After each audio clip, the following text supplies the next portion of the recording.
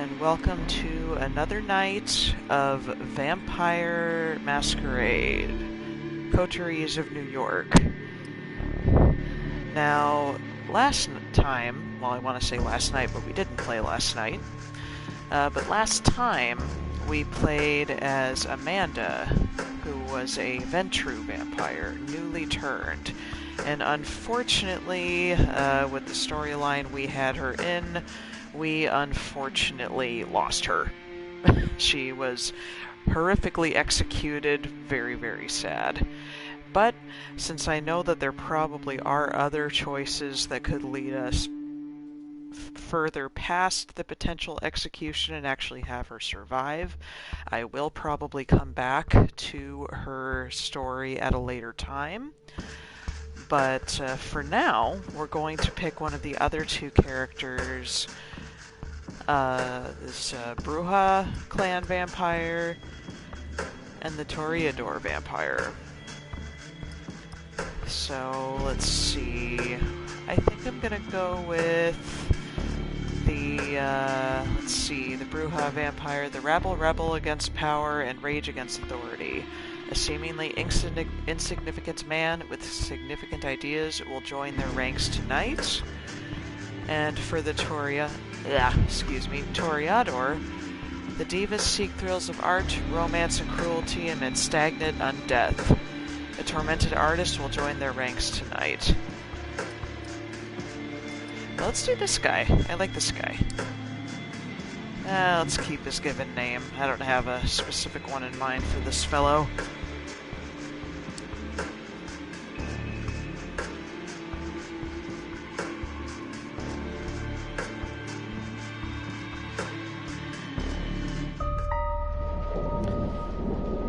New York taught me to believe in fate.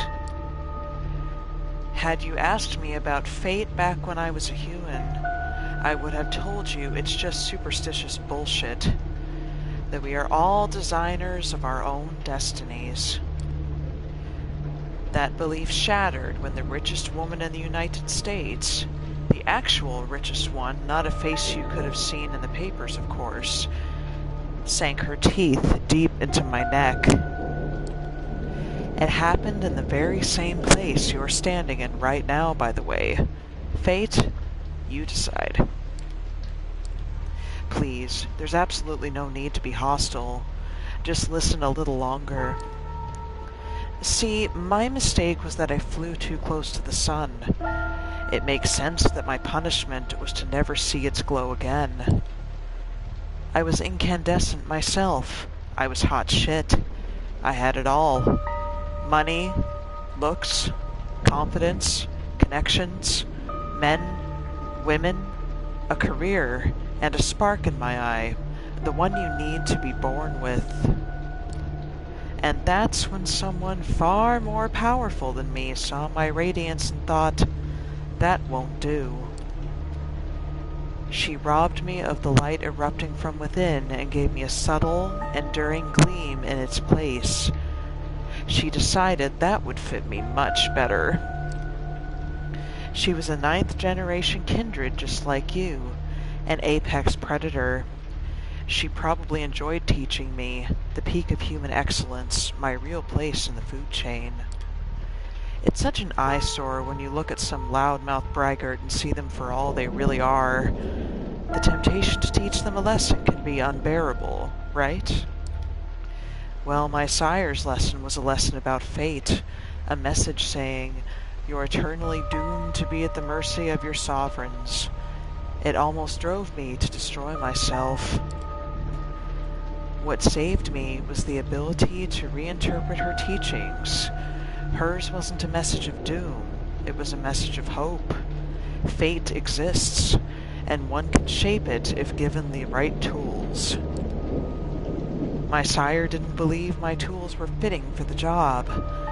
She considered them toys, and me, just her amusing subject.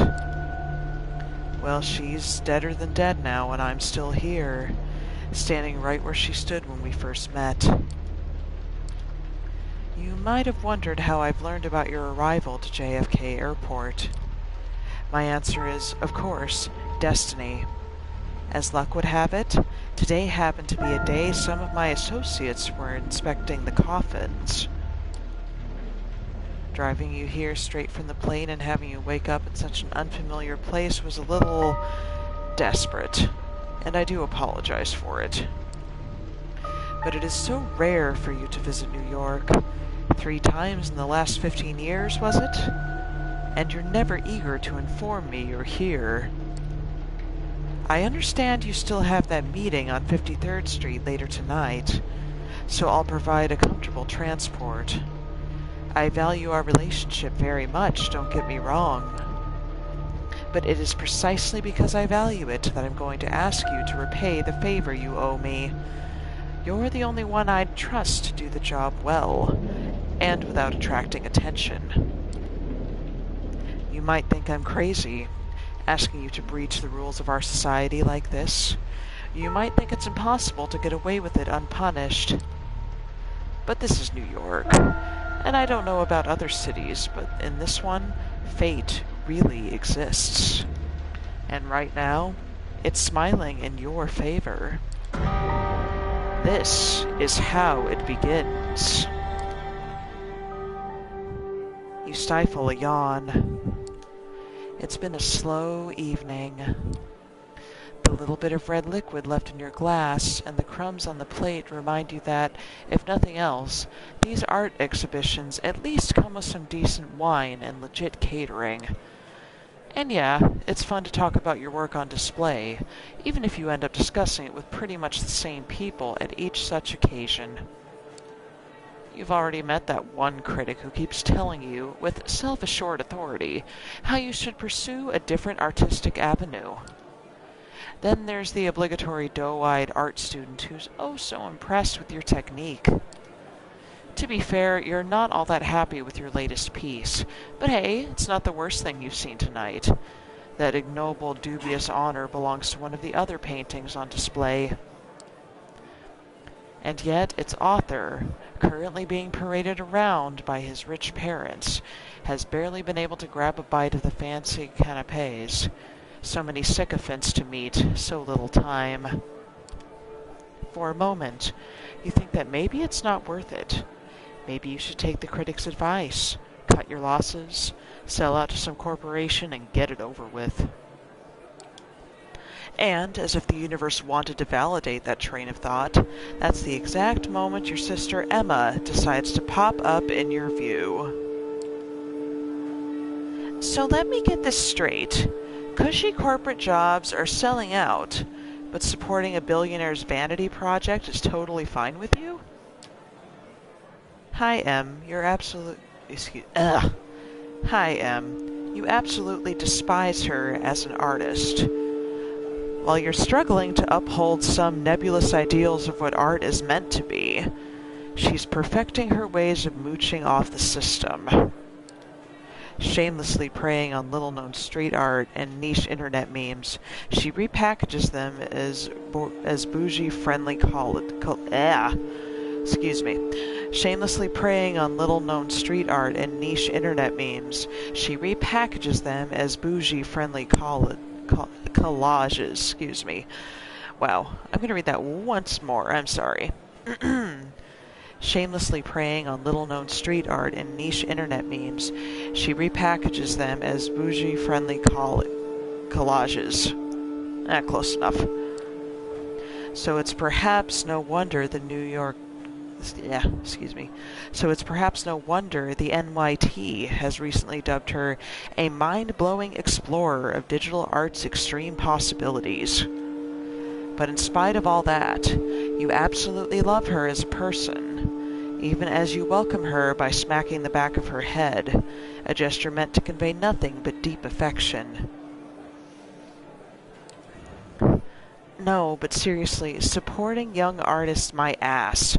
I don't know what kind of money you got for this piece, but I doubt it was even a fraction of what it's going to be worth in tax benefits. The gallery owner actually said that if he had to choose his most valuable audience, it would be the IRS, and I'm pretty sure he was only half kidding. You mumble a non-answer, and then segue into a different subject, trying to preemptively quell her repeated offers to get you a steady job. Of course, she proves as insistent as ever. You know, sometimes I just don't get you. On the one hand, you wouldn't be caught dead taking money from the inevitable winner of the culture wars. On the other, if someone gave you the chance to collaborate on some dumbass Oscar bait flick sponsored by Larry Ellison's bailout fund, you'd do that shit for free. She rolls her eyes and asks, "You know what the only difference is between the art scene and the culture industry? The culture industry actually pays your bills." As expected of someone who's given up on attempts to infuse her work with any sort of enduring quality and decided to just keep responding to the zeitgeist. She claims to happily accept the fact that after she dies, both she and her work will end up in a landfill. When you respond that you prefer chasing a 1 in a million chance to immortalize yourself, she claims it reeks of an overinflated ego. But you've been down this road too many times before, and managed to accept she'll never understand what's truly important to you. Slowly but surely, you move on to more agreeable topics. Your plans to finally get hammered together, or the most recent crop of garbage Netflix shows your friends have tricked you into trying out. Alright, gotta go. I've got a date. She peeks at a bunch of middle-aged men in expensive suits who have stopped pretending to care about the exhibition and are exchanging the worst lecherous jokes they've got in their stale repertoire. Have fun with your friends, class traitor. She gives you a hug and heads for a nearby elevator. There goes the pleasant part of the evening. Still, you decide to delay the inevitable and catch a quick smoke break. Truth be told, people aren't exactly lining up to chat about your work anyway. As you leave your post, you start tapping your pockets in search of a lighter. Instead, you find a $100 bill you're absolutely sure wasn't there before. Jesus Christ, Em, you're the worst. And the best. You can feel your cheeks turn red, but you gratefully put the money in your wallet and move outside. When you reach the balcony, you look out at New York City and light the second last cigarette left in the pack. You're alone. It's not silent. The metropolitan hum is ever present, even this high up. But it's a good deal more intimate than what's behind your back. You lean over the railing and look down. The streetlights beckon more than usual. In your mind's eye, you see yourself as your final artwork, beautifully splattered all over the pavement. Working title, Delusion of Grandeur. The author, a brilliant artistic soul, crushed by unfeeling reality, gone too soon. You chuckle and flick the cigarette into the air. Freshened up by the night's cool breeze, you squeeze back into the stuffy interior.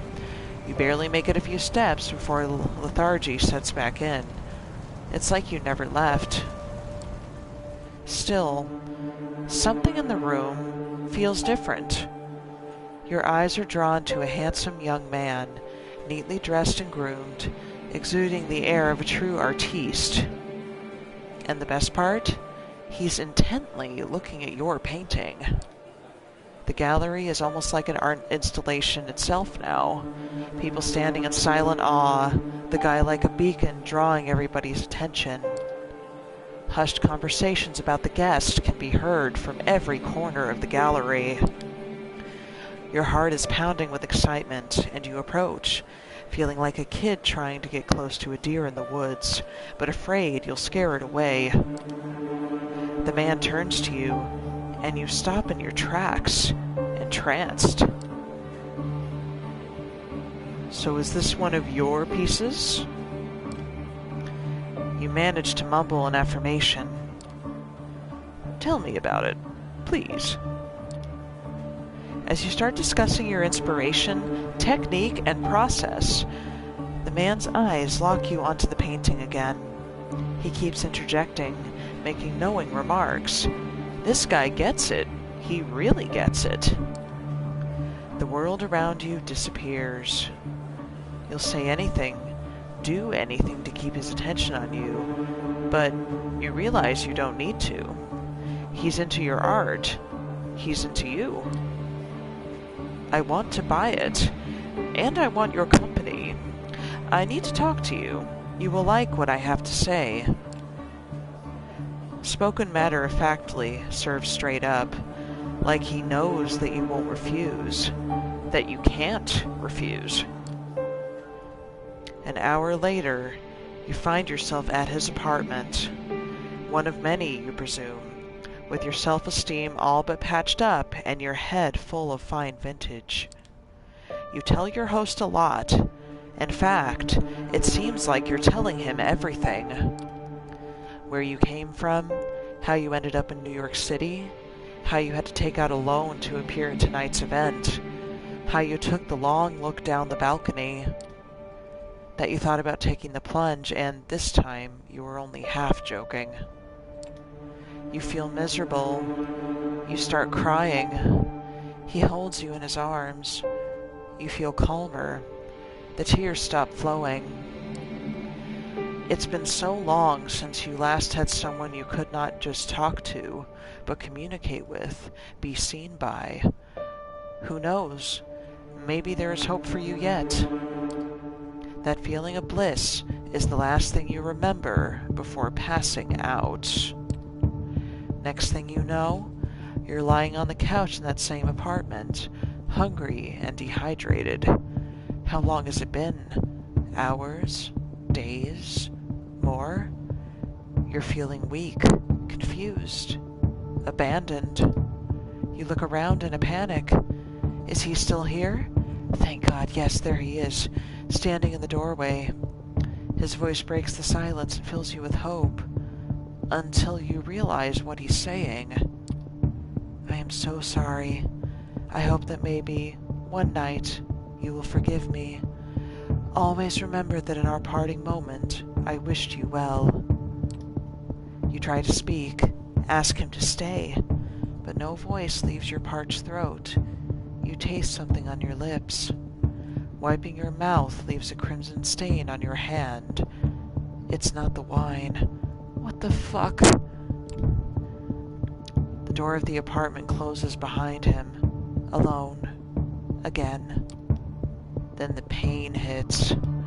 It's a headache, a lurching in your stomach, a burning in your arms and legs. It's all you can focus on. A panic takes you. You fall from the sofa and hit a wine glass. It flies off into a wall, shattering into bits. A mumble from the corner of the room indicates that you're not as alone as you thought. From where you're lying, you only see a feminine shape, stirring awake. You crawl towards the woman, inch by inch. The pain turns into an urge. You need to get close to her. You begin to see details. The long hair shrouding her face, the worn-out NYC hoodie thrown over her skimpy dress. She opens her eyes, moves her locks to the side, exposes her neck. A rabid instinct takes you. In the blink of an eye, you find yourself buried in her hair, smelling her sweat, mixed with just a hint of cheap perfume. You bite down and drink the blood from her vein. Wait. What is happening? You break away. You look at the girl. She lets out a sigh, goes limp and unconscious again. You try to crawl back. Her dress rolled up to the side, and you glance at her naked thigh. You lose control again. Bite her leg. Drink deep from the artery. It's intoxicating. It's bliss like you've never known before. It's beautiful. You break away again, fall to your back. What the hell was that? Did you really drink her blood? She's not moving. Oh God, she's not moving.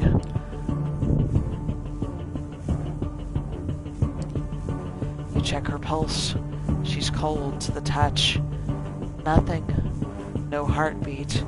No sign of breathing. That's when it hits you. Your chest isn't moving either. Your heart is not beating. You are cold to the touch. You reach for your phone. It's not there. Where did you leave it? Or maybe he took it. Impossible to say. You stumble around the apartment, but find nothing you can use to call for help. You need to get out of here. Now. You look outside the window.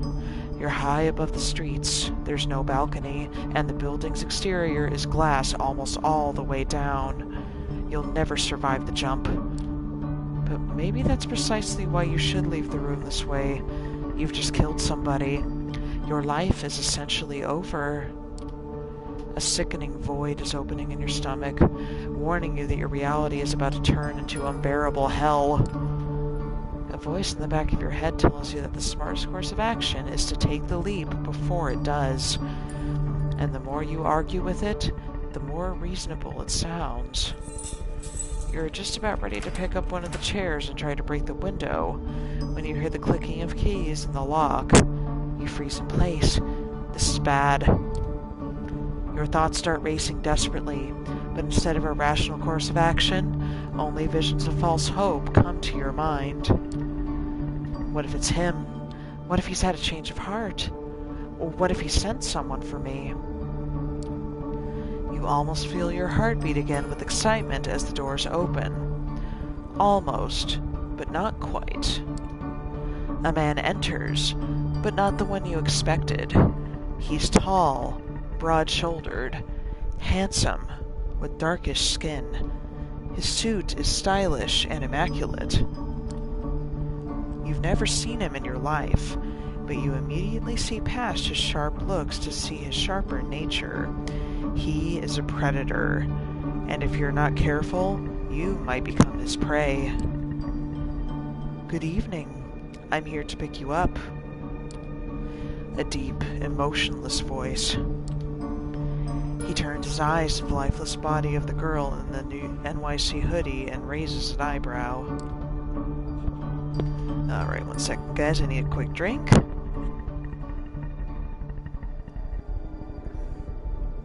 That's better.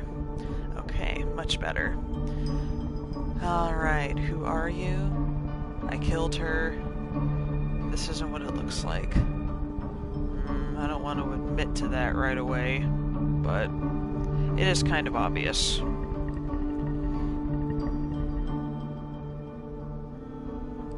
Let's ask him who he is.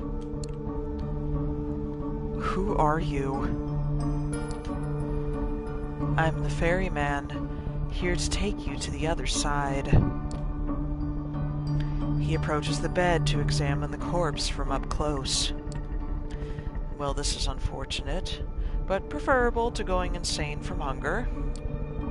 Quite a nice gesture, actually, if troublesome.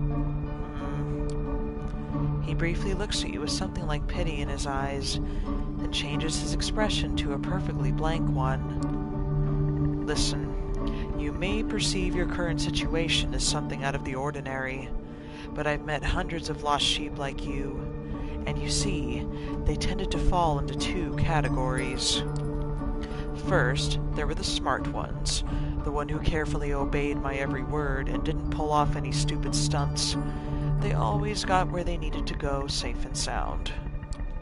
Then there were the dumb ones, the punks who thought they could take me on, the wise guys who tried to contact somebody secretly and without permission, the troublemakers who tried to run off or make a scene.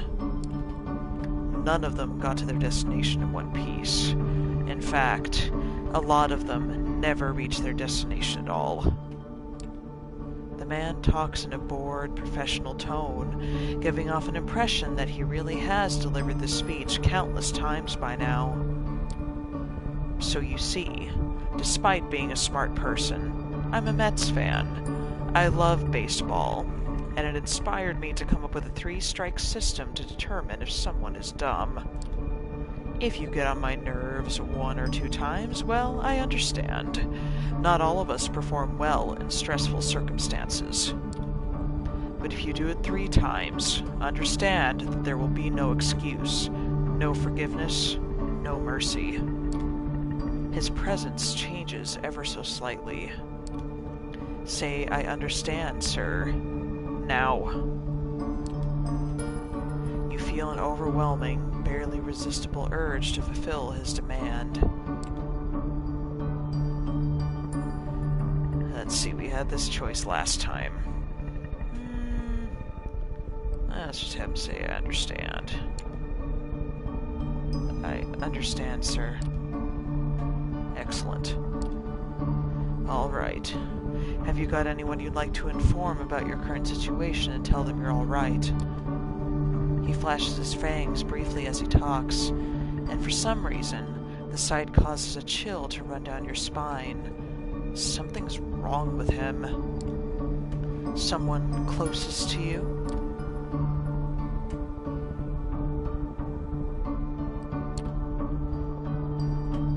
My name is Eduardo. Oh, excuse me. His name is Eduardo. He's my boyfriend. He lives in Queens.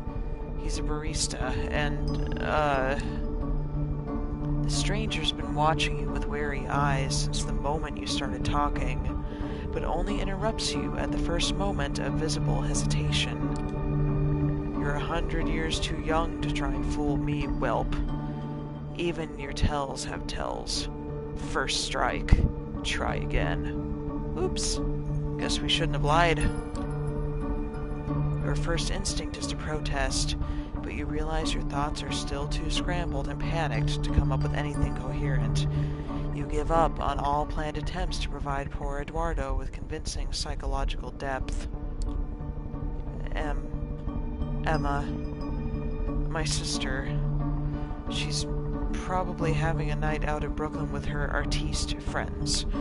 Can I call her now? You take out your phone while asking the question. It was in your pocket all along. It must have been panic talking before.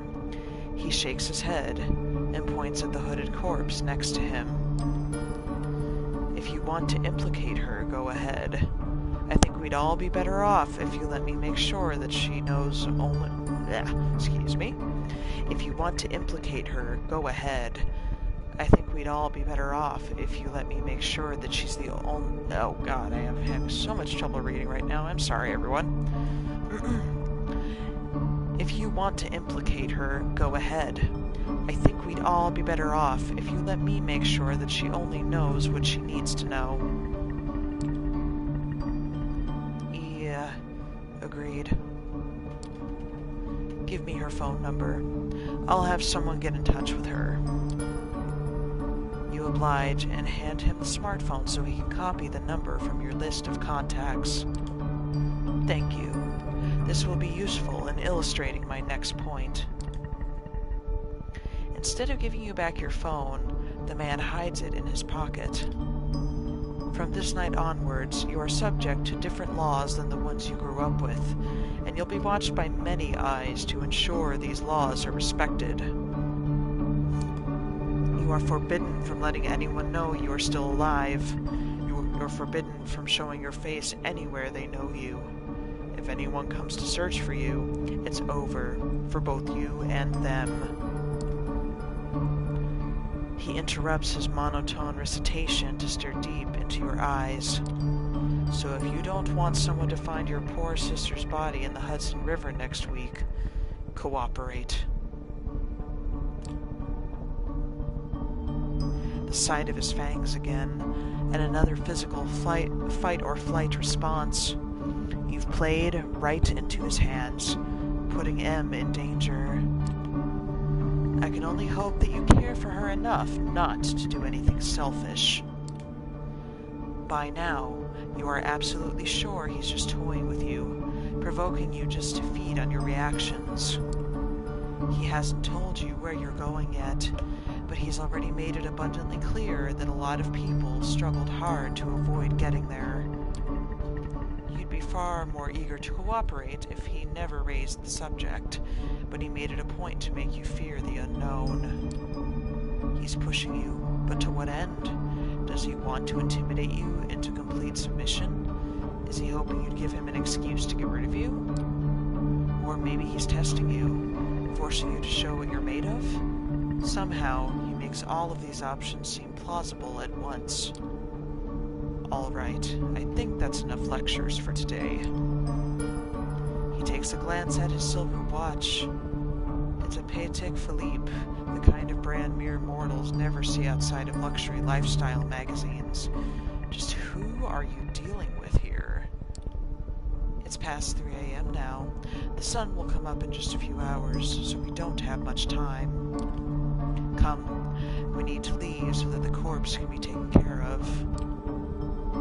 He turns his back on you to unlock the door.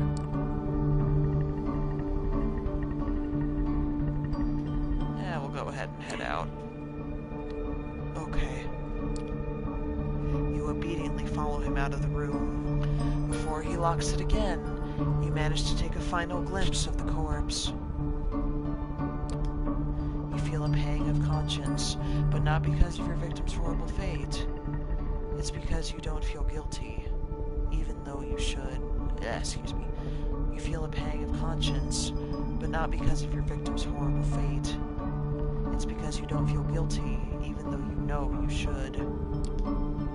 Something important inside of you that was still there yesterday has definitely died tonight. You wonder if you'd even recognize yourself in a mirror. The stranger shows you to the elevator. You go to the ground floor. During an awkward ride, your dazed and confused mind desperately searches for a glimmer of hope, and eventually comes across one. Maybe you'll find the man you met earlier this night. Who was that man? What happened to that man? What did that man do to me? Who was that? Okay. Do you know who was the man who brought me here?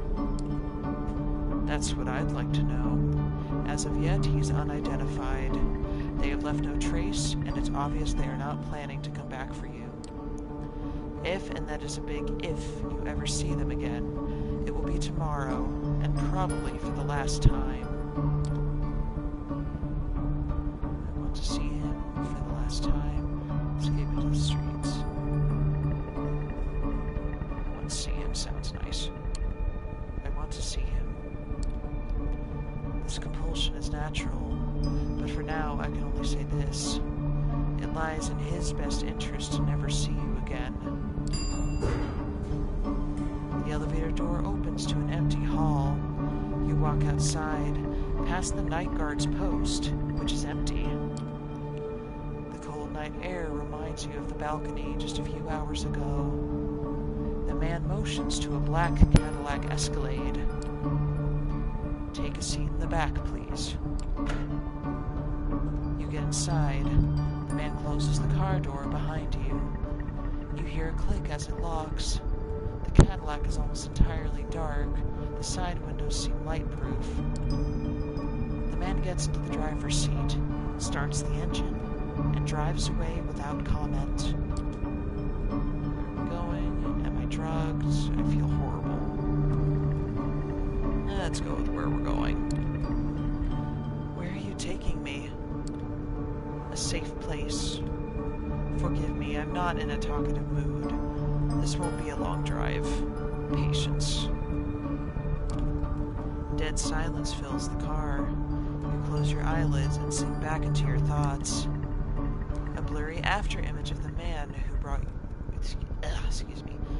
A blurry after-image of the man who brought oh God. It's bought, not brought. A blurry after-image of the man who bought your painting is still there. It's strange. You never felt this way about anybody.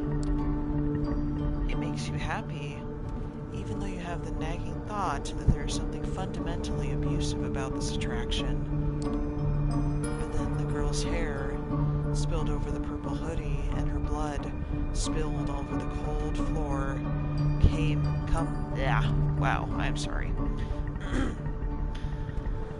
But then the girl's hair spilled over the purple hoodie, and her blood spilled over the cold floor, come into sharp focus. You wince. You want to cry, but it's as if there were no more tears left in you. After what feels like an eternity, the car comes to a stop. You You get out in an underground parking lot. It's an You get out in an underground parking lot. It's an ugly, concrete, gray thing. Empty, but for the car you came in. It looks like there's a room beyond a metal door in the wall. Guess you'll live to see another night. Follow me. He opens the metal door and lets you inside. Here we are. These are your lodgings for tonight. If you get hungry, again, take a look in the fridge. Tomorrow, I will come pick you up. The cramped room has no windows, just a simple bed, a single light bulb hanging from the ceiling, a small humming fridge, and a rattling AC fan in the wall. It has all the coziness of a solitary prison cell. You notice claw marks on the inner side of the entrance door.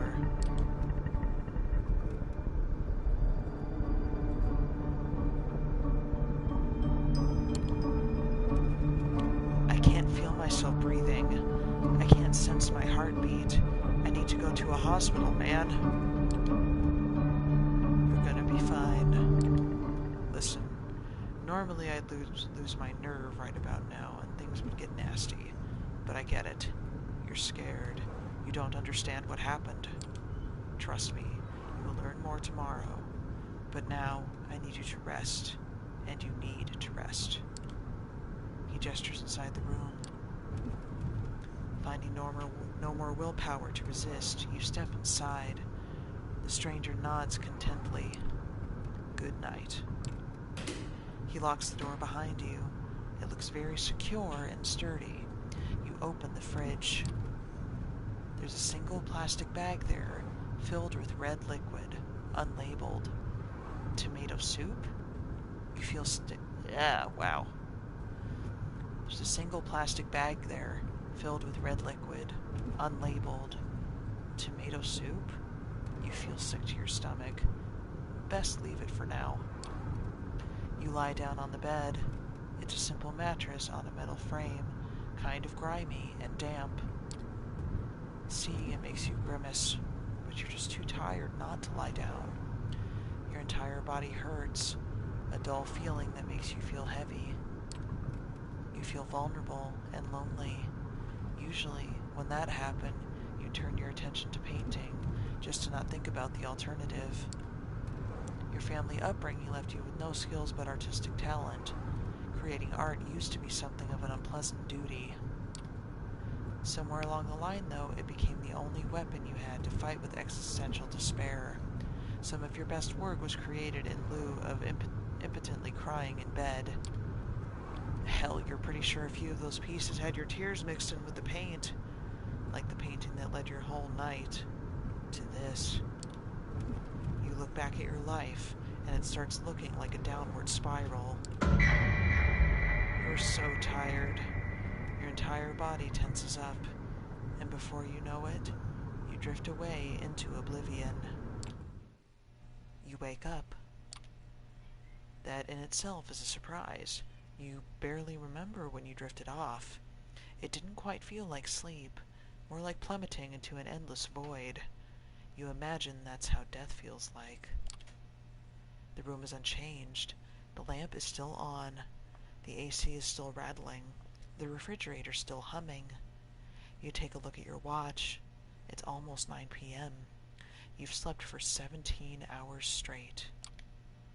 Maybe you died. Your breath is gone, and you feel no thumping in your chest. Does that qualify as dead if you're still conscious? You're not sure about that, but you are certain about one thing. You're hungry. It's not your stomach rumbling, though. It's a need that starts somewhere in your abdomen and spreads to your chest, throat, and back of the head. You open the fridge. The bag is still there. You take a closer look at it. If it is soup, then its color and texture are off. You pull the cork out, take a whiff. You recognize the smell immediately. Holy shit. There's no mistaking it. It's bagged blood. The smell is faint, and you remember some situations in the past where you found it nauseating, but now it's almost... No, not almost. It is enticing.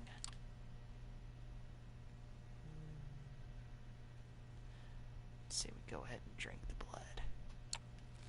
It feels wrong, but right now there's barely anything in your life that doesn't. To hell with it. You pour a bit of the liquid into your mouth.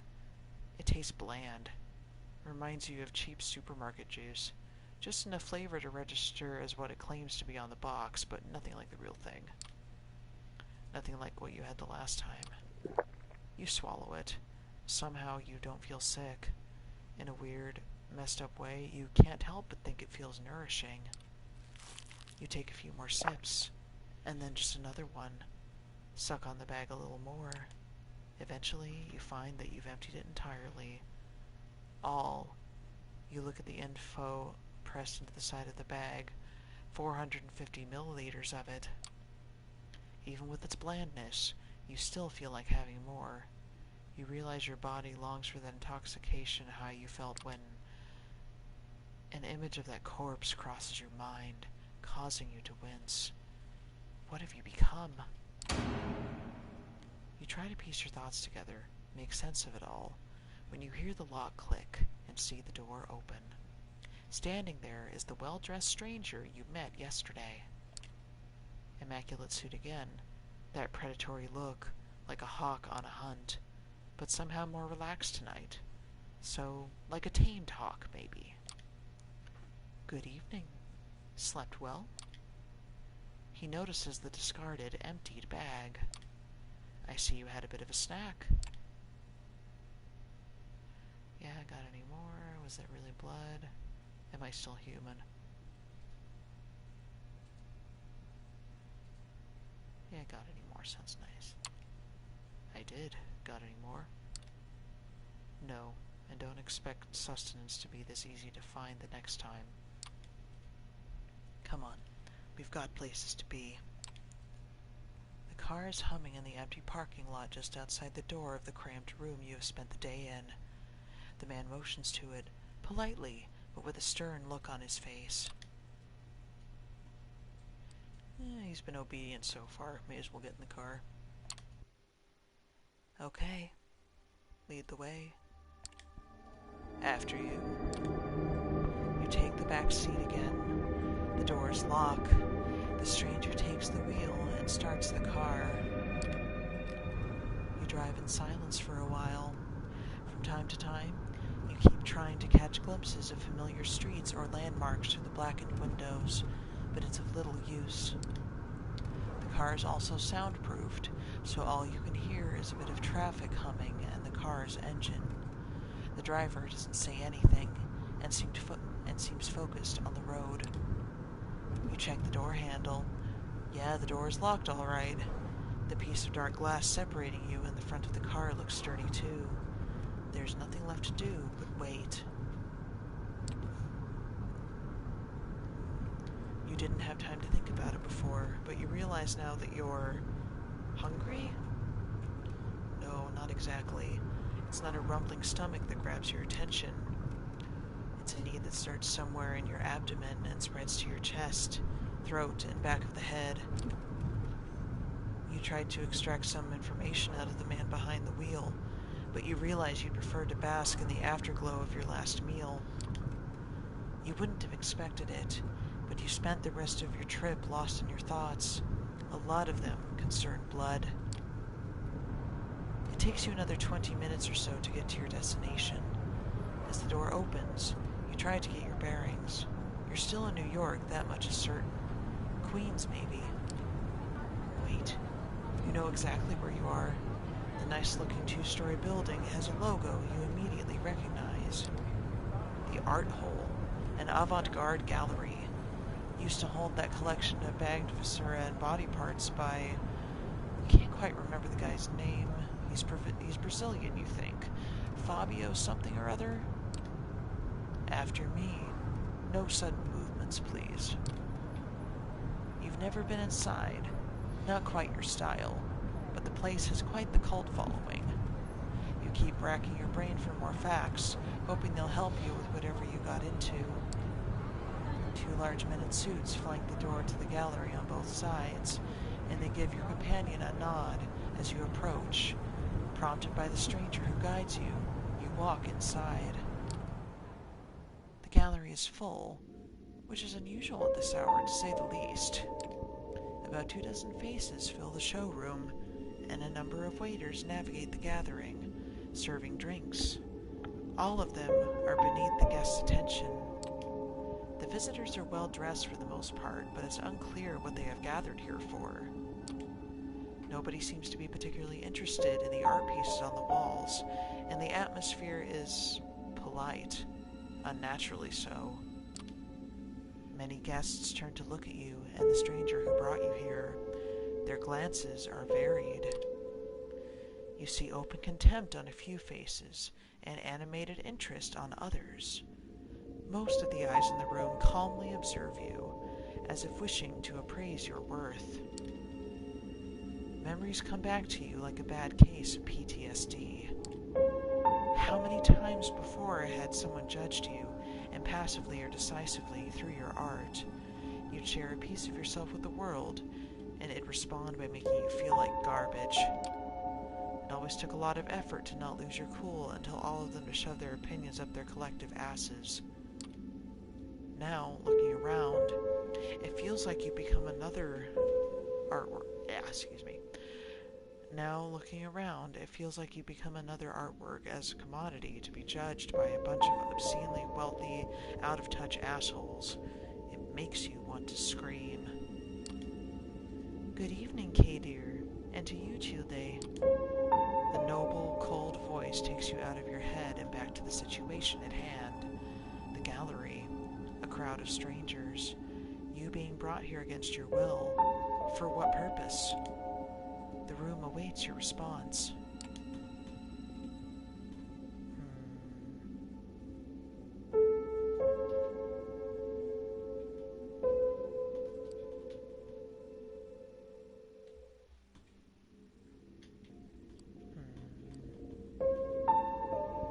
Excuse me, what? Or Kate here, huh? Either one of those sounds funny. Yeah, let's go with that one. Excuse me. What? The Prince of New York City, Helene Panhard, Achilde Michaela, is addressing you, whelp. My sheriff, this harshness is unnecessary. This fledgling has every right to be confused. She is somewhat plain-looking and doesn't seem to possess a great deal of charm, but still, the entire room is intently focused on her voice. She has influence over these people, that much is clear. You may address me as Prince, Childe. I realize your introduction into unlife was abrupt, and I understand your sire left shortly after. The rules of our society dictate I punish you both for this transgression. A murmur of agreement, maybe, can be heard from the gathered audience. But I am willing to listen to what our loyal sheriff has to say about the circumstances of your embrace first.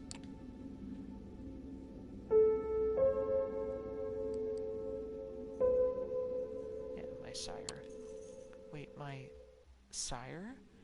You mean the man I met at the gallery? That's one of the things we're here to ascertain. You are about to be judged by the court of New York City. Kay, dear, please tell us how you found this fledgling and what happened on your way here. Court? Prince? Is this some kind of secret society make-believe? A trusted informant, who has chosen to remain anonymous at this time, tipped me off about a suspicious kindred appearing in one of our domains. Upon investigating, I found them gone, but this fledgling remained in their place. Interestingly, his sire made use of an older haven of one of the clan of the Rose for the embrace. They were even thoughtful enough to leave a local woman for the fledgling to slake his thirst on. Despite some reservations, he offered little resistance last night and cooperated on our way to the safe house. I was pleased to not have to force his compliance. We had a quick chat, but wishing to appear here post-haste. I urged him to join me, which he did without struggle. A pleasant departure from my usual routine, I must say. His thirst partially slaked with the bagged blood we kept in the safe house, we had a pleasant enough drive here. The story ends with us arriving at Elysium tonight. All eyes are on you again. You take a special interest in one of the faces. It's a beautiful woman, with curly, almost blood-red hair, and a dress to match. You see her whispering to some bespectacled man with an absent-minded look on his face. Who is she, you wonder? Thank you, Kay, dear. I take note of this fledgling's behavior and will take it into consideration later. She turns her attention to you. First, there is the matter of your sire, the person who brought you where Cater picked you up from last night. Who were they? Sire, doesn't matter, a beautiful man. He was beautiful, charismatic, charming, dark hair, a sort of artistic mess. He had an accent I couldn't recognize. He took notice of my art, bought a piece, in fact. I want to meet him again. The last sentence came out almost involuntarily. You immediately feel ashamed, sounding like a sad puppy whimpering after their master. Yes, you do want to meet that man again. It's an urge deeper than you've ever felt. Maybe even love? No, that's idiotic. He never even introduced himself to you. He used you. That asshole just plain used you. For what? Well, Kay, dear, does that sound familiar? No, it does not. Or at least not familiar enough. I will continue the search after we're done here.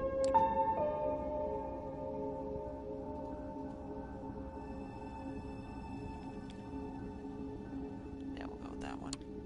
That guy, he bought my painting at the gallery. Didn't pay in cash, I think. Maybe you can track him that way? Oh? Did your outlook on him change all of a sudden? He smirks, seemingly enjoying your misery. Personal jabs aside, thank you for that observation. I will investigate this later. What shall we do with the fledgling, my prince? What is your recommendation, my sheriff? The traditions are clear. Thou shalt only sire another with permission of thine elder.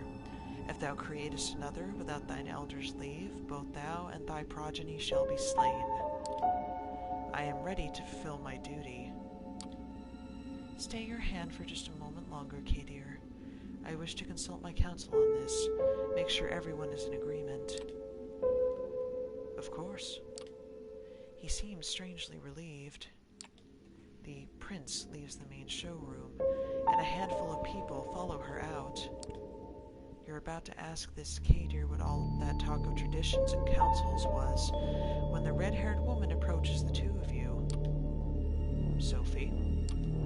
Sheriff, I was wondering if I could have a word with the fledgling. What for? She lowers her voice in response. Come now, Kadir. We all know what the verdict is going to be. Let me speak to them.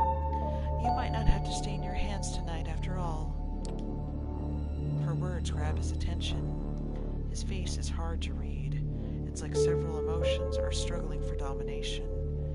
Anger, sadness, hope, gratitude, resolve. I'll go get my sword. He steps out of the room the way you came, and you are left in the showroom with the woman in the red dress. She takes you aside, and the eyes of the remaining guests follow you. Well then, fledgling, you are in quite the pickle.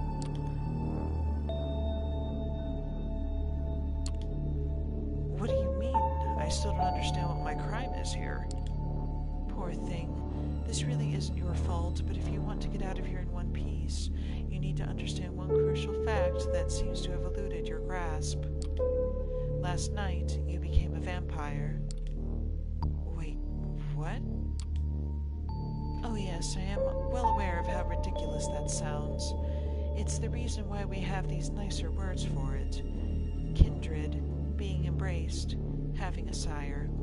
The fact remains, beings called vampires? You're looking at them. They're us. You glance around. Some of the guests are occasionally looking at you, commenting on you in hushed tones. Many of the patrons are pale, really pale. Most hold glasses of wine. No, not wine. That's not the right thickness, and not the right color either. You're trying to come up with something sensible to say, but you're drawing a blank. It makes a morbid kind of sense.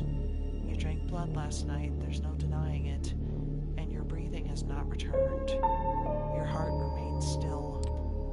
A vampire. Two voices in your head start battling for supremacy. One of them slowly begins to put everything that happened since yesterday together, coming to a conclusion that no matter how insane it might seem, nothing but what she's saying makes sense. The other voice just keeps saying, what the fuck, on repeat. You're surprised. This is often how it plays out by design. Kadir deliberately keeping you in the dark and all. If we do nothing, you will be cut down, as sure as the day follows night. But I'm here to offer you a chance, a way out, under one condition. I will take you under my wing. If you're lucky, the prince will be in a good mood tonight, and your deference to Kadir will work in your favor. She might agree to this, but only if you swear fealty to me. I am not making this offer lightly. As your patron, I will take responsibility for you. Your actions will reflect on me. If they reflect negatively, well, I will make sure you face the consequences.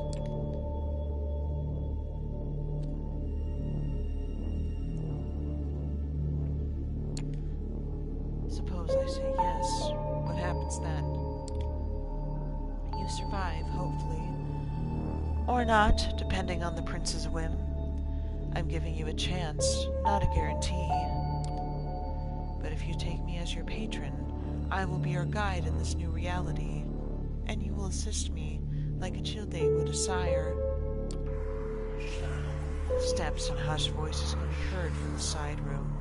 It seems the prince and her council are returning to the showroom. Kadir appears from downstairs as well and starts walking toward you. When you hear the verdict, ask to be spared. I will intervene. Remember my condition. She flashes a heart-melting smile towards Kadir, who does not smile back. The sheriff's immaculate suit is now complemented by a curved, oriental-looking metal scabbard, fastened with a colorful sash around his waist. It would look vaguely ridiculous if it wasn't surprisingly intimidating first and foremost. Kadir takes his place next to you and observes as the prince takes center stage again. Loyal kindred of the New York City Camarilla gathered here tonight, I have made my decision regarding this fledgling. She briefly addresses you. I want you to know that this was not an easy decision to make. For your part, you have not done anything to earn our ire. I do feel a genuine sorrow for what must be done. We are all keenly aware that these nights we need to close our ranks and trust the wisdom of our elders and their traditions more than ever before. There is no place for tolerating dissent when our very existence is under constant threat, although I acknowledge some of my council's divergent opinions on this. She takes a look specifically at one of the people who left the room before, a rather plainly dressed, shy-looking man whose skin has a somewhat healthier tone. He bows his head in deference. I hold the final authority over this fledgling's fate, and I declare that while their embrace might be the sire's responsibility, in their absence it is their progeny that must be punished. The sentence is final, to be resolved presently. Kadir? You hear a scraping sound and see that the sheriff has unsheathed his curved sword. It is a beautifully detailed blade which you expect must be worth a small fortune. Its apparent sharpness makes you freeze up. 2 outs, bottom of the 9th. His quiet mumble is audible to nobody but you. As his eyes meet yours, you note just a hint of sadness in his countenance when wishes to give way to grim determination. And he's out to bat. You will not get another chance to speak up. Definitely ask for mercy. When we streamed the other night, the people watching with me got him killed. Or her killed. Got the female character killed when we decided not to say anything. I'd say ask for mercy. See if she can help us. You make your choice. I don't want to die. Spare me, please. Prince, if I may ask you to stay the sheriff's hand for a while longer. Kadir looks at the prince, awaiting her response. The sword is still hanging above you, threatening to fall at a moment's notice. Is there something you'd like to say, Miss Langley? Yes, if I may. At first, the prince looks somewhat annoyed at the distraction, but she stays quiet for a while, measuring the mood in the room. The bored elites suddenly look at you with aroused interest, some of them dismayed at not seeing the bloodshed, but all intrigued by the unexpected twist. The prince nods. Well, let's hear it. Sophie takes a few steps forward. All eyes are on her now, but Kadir's heavy hand on your shoulder makes it clear you won't take advantage of the distraction. My prince, while the traditions are clear, I believe that the proper context should be observed in addition to the letter of our laws. This fledgling is a burden, but with proper guidance, they could become an asset to our domain. Am I to understand you are volunteering to take this sireless Childe under your protection? Yes, I happen to think they might hold a potential that would be unfortunate to waste. I do expect their full cooperation, of course. Whispers can be heard again.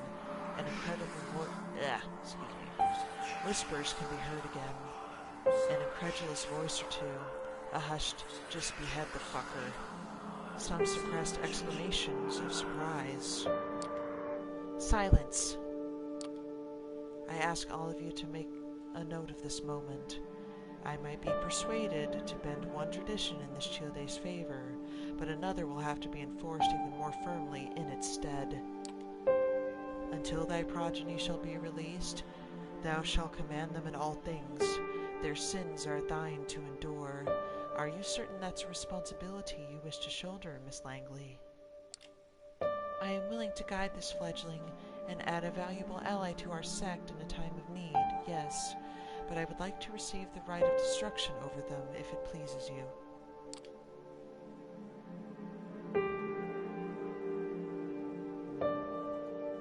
Let me stay silent. It's clear tensions are high. It feels surreal to listen to strangers discussing your death, or second death apparently, and keeping silent.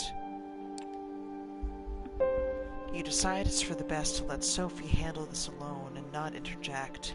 You have no idea how to handle this eyes wide shut crowd. The prince looks at you as if weighing your worth. She takes another good measure of the room before she speaks again. I shall grant what you ask. Let it be known, Sophie Langley of the Clan of the Rose will become this fledgling's patron. They shall be considered like sire and Childe. Miss Langley will take full responsibility for them, and I grant her the right of destruction if she sees fit to use it. Let my intentions be clear, however. If I am to turn a blind eye to one of our most important traditions on this occasion, I expect it to be beneficial to the Camarilla, substantially so. I hope you find this verdict satisfactory, Miss Langley? Of course, Prince. Thank you. Very well. She turns to you. What is your name, Childe? Lamar, Prince. She nods. Welcome to the Camarilla, Lamar. Now, this evening proved to be even more eventful than I anticipated, but with the fledgling's fate decided, I believe our meeting here can conclude. Thank you you all for appearing on such short notice. Give my regards to those who couldn't make it. Kay, dear, a moment of your time before I let you return to your duties. Of course, Prince. He shoots you a side glance that doesn't leave much space for interpretation. You will be watched. You will be judged. And if need be, you will be punished. The two of them leave the gallery. Well, Lamar, I think we've both already managed to significantly improve each other's evenings. But let's keep the ball rolling, shall we? I think we should have a toast to a new fruitful partnership. She raises her hand at one of the well-dressed concierge who have now reappeared in the showroom to refill the guest glasses. The conventionally handsome man approaches with a carafe of red liquid. He pours it into 2 tall glasses. It's blood again. That much is clear. You're in 2 minds about drinking it, but the memory of last night's hunger makes you wince. You take a tentative sip. You expect the same blandness you tasted a few hours ago, but this one you can actually savor. It's smoky and warm, making you think of a cozy cabin in the woods. It does strike you as a strange image for your mind to jump to when drinking human blood, but it is what it is. You've never tasted anything like it. Do you like it? I think NYC caterers have very Bordeaux ideas about what good blood should taste like. Apologies. You must have so many questions. While we're on the topic, perhaps we should start with those related to sustenance. How much do I have to drink? Where do you get the blood?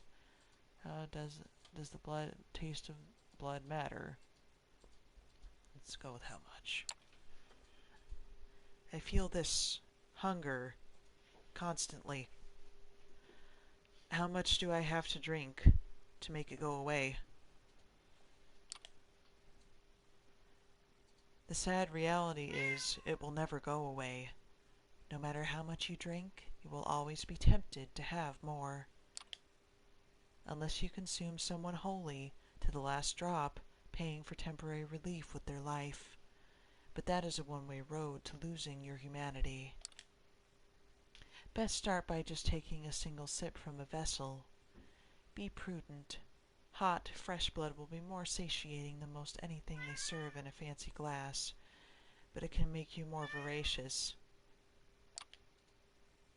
As to show how much you should... Excuse me. Sorry, guys, that's my cat. She's being cute. Hi, sweetie. As to how much you should have, it depends. If you're frugal, you can survive many nights without a single drink, but it's risky and will tempt the beast that is part of our curse. Tomorrow I shall take you hunting, and we will explore this topic further. The blood you're having tonight should be enough to keep you happy for now. Mentioned a beast. Sire-child relationship. What do you mean by hunting?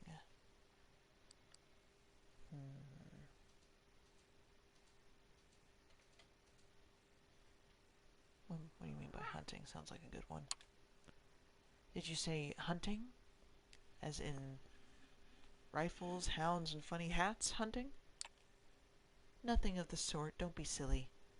We are predators, but we are civilized. And most importantly, there is the Masquerade to consider. I will get back to that.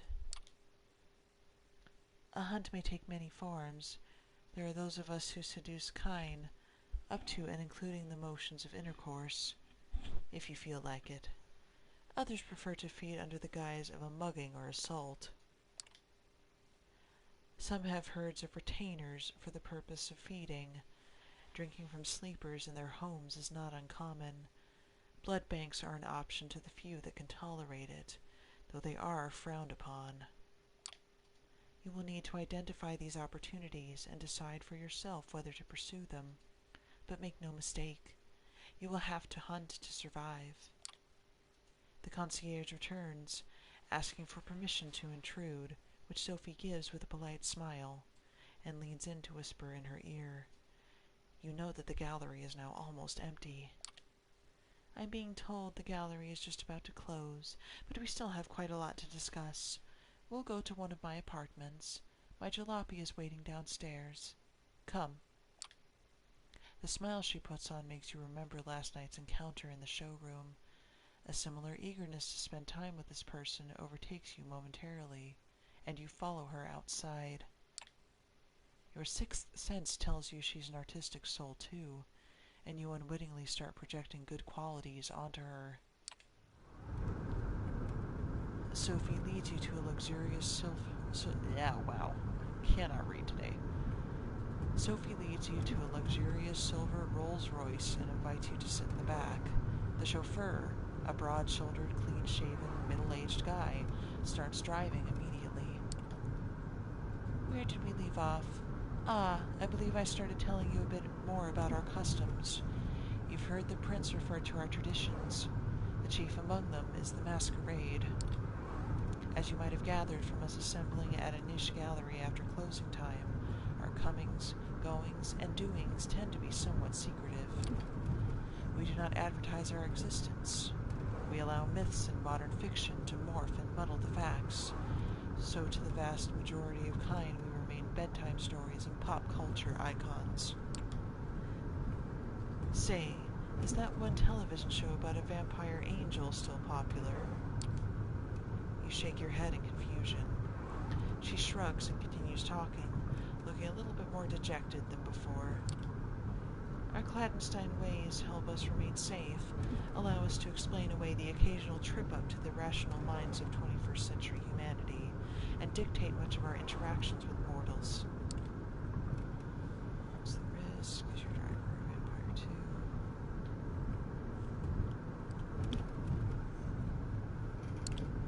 There has to be some stuff that the books or movies got right, or is it all just vampire propaganda?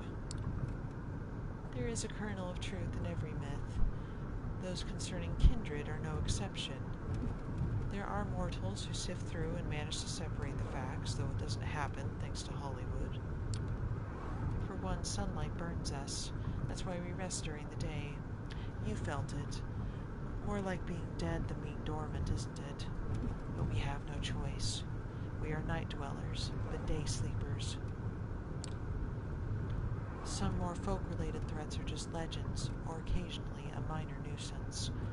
Garlic, running water, even religious symbols don't repel us, unless the wielder is uniquely pure and godly.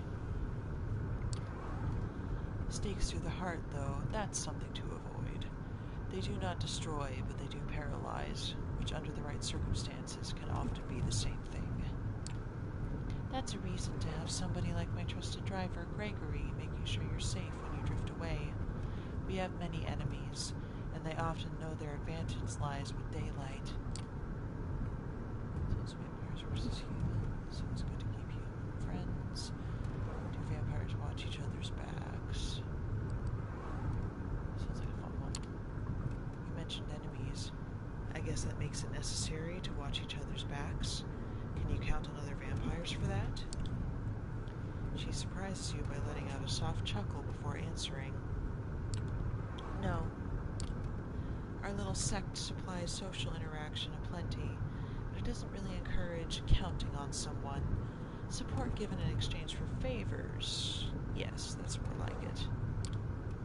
Long-term solidarity does occur in the Camarilla, but we are a very politicized organization by necessity. Loyalty is to your sire, to your prince, and to the sect. When you're in Elysium, like we were tonight, the sect can appear to be a monolith.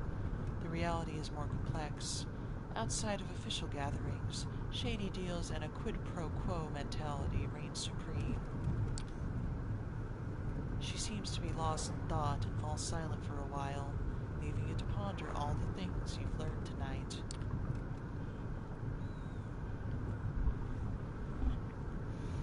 It still feels absolutely unreal, but as piece after piece of knowledge falls into place, the image becomes almost like an entirely logical jigsaw puzzle. Whatever you wouldn't believe on your own, you've witnessed. Many questions swarm your thoughts, but the one you keep returning to is what your place in this new reality should be. The car stops. You are in the city, in front of a well-renovated apartment building. Right before I'm going to continue, I'm going to see if I can save.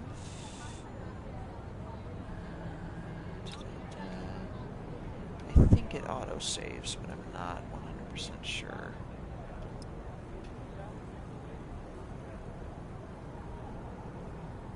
Oh, that's kind of cool. It shows you what all the terms are and what they mean. Helpful. The car stops. You are in the city, in front of an old but well-renovated apartment building.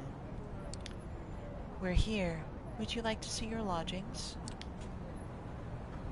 My own apartment. Neat. Is it another parking lot room? Get my own apartment? That's neat. Consider it the first of many gifts that I'm able to grant in exchange for loyalty. Come upstairs. She leads you through a small hall with a night guard who greets Miss Langley with a good evening. And you take the stairs up to the second floor. Sophie opens the door to room 209. Inside are all the amenities you could expect from a modern apartment, and some you wouldn't have deemed necessary just the previous night, including thick blinds on the windows. The back room has a comfortable-looking bed and a thick steel door with several sturdy-looking locks, but no windows. Well, how do you like it? That's great, thank you. This is great, thank you. I'm glad. Make yourself at home. Tomorrow I will take you hunting and discuss the blood in more detail. I'll let you get comfortable. The keys are by the television set. I will come pick you up tomorrow night. Use the back room for rest. You can lock the doors, just in case. It stings a bit when she leaves. It's like the room suddenly became a few shades dimmer. You inspect the kitchen, hoping to find something to drink. Nothing. No regular food, either. Feels strange that Kadir could be more a more thoughtful host than your new sire, even if only in that respect. You briefly wonder if the sheriff might have a hidden side. With nothing left to do, you lie on the couch with the TV playing in the background for company. Columbo reruns. Kojak reruns. President of the United States got himself into serious trouble again. President of the United States got himself out of trouble again. Pundits start yelling over each other about things that seem a little bit less insignificant just 2 days ago. Oh, wow. Pundits start yelling over each other about things that seemed a little bit less insignificant just 2 days ago. You start drifting off, reflecting about another night of confusing conversations and worldview-shattering revelations. How many more before you finally understand what happened to you and what you're supposed to do now? You keep coming back to the life you left behind, the people you should contact, the things you want to pick up from your apartment. You wonder when you'll have the chance for either. As you start to feel the same tiredness that made you drift into a cold sleep last night, you settle in the back room. The bed is comforting, the lack of windows less so. You leave the light bulb on. Looking at it, you realize it's the closest you'll ever come to staring at the sun on a breezy summer day again. A wave of melancholy overwhelms you.